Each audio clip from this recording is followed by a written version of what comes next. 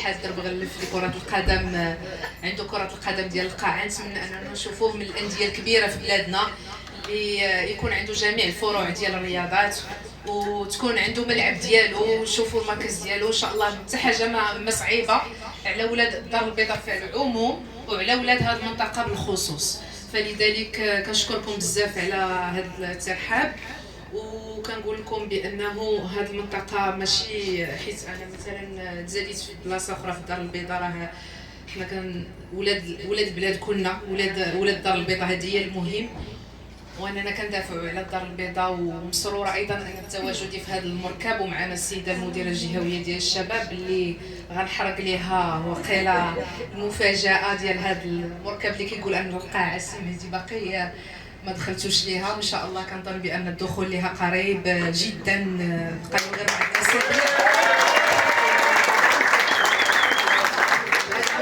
كنقولكم بانه هذا المركب اللي حنا كنتواجدوا فيه سوسيو رياضي هو تابع لوزاره الشباب والثقافه والتواصل، وهذه الوزاره اللي كتقوم بواحد الدور مهم من اجل الشباب ديال المغرب كامل، واللي مساعدانا صراحه حنا في الدار البيضاء ومسرورين بالخصوص بان حتى المسؤوليه ديال الاداره على صعيد ديال الجهه ديال الدار البيضاء سطات تعطات الاخت سناء رضا اللي هي المديره الجهويه واللي هي بنت الدار البيضاء وبنت الرياضه وبنت دار الشباب ديال سيدي معروف في درب السلطان، وبطله عالميه ديال المسايفه. يعني حتى هي رياضيه وعندها درايه بالهموم ديال الشباب وشابات في الدار البيضاء وديال النساء ديال الدار البيضاء. وراه كتعرفوا بانه ولاد الشعب الا ما داتهاش فيهم الحكومه ما كاين اللي يديها فيهم. يعني ولاد الشعب يلا كنقلبوا حنا على شنو نستافدوا منه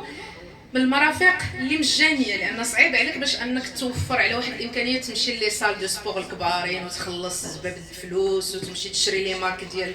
التونيات وداكشي كامل. دونك الا ما كانش واحد المواكبه ديال الحكومه وديال المجالس المنتخبه بحال السيده الرئيسه السيده النائبه الاولى لعمده مدينه الدار البيضاء اللي حتى هي الحمد لله ما كنعيطوا لها كنلقاوها متواجده مع ابناء المنطقه ولا حتى مع مختلف مقاطعات ديال الدار البيضاء اللي كتحاول انها دير اكثر من الجهد ديالها باش تساعدهم. فهذا دورنا وفخورين بانه يكونوا معنا قامات ديال هاد النساء اللي متواجدين معنا واللي كلهم حنا كنوضعوا يدينا راه الاشاره ديال الاخ مهدي ليمينا اللي هو الاخ ديالنا والصديق وما عمره ما غيخطانا ولا نخطاوه. دونك تبارك الله عليكم، وان شاء الله كما قلت لكم نخلي المفاجاه تكملها الاخت المديره هي اللي تكمل لكم على المركب اللي ربما هذا اننا دخلنا له قبل ما يتفتح رسميا،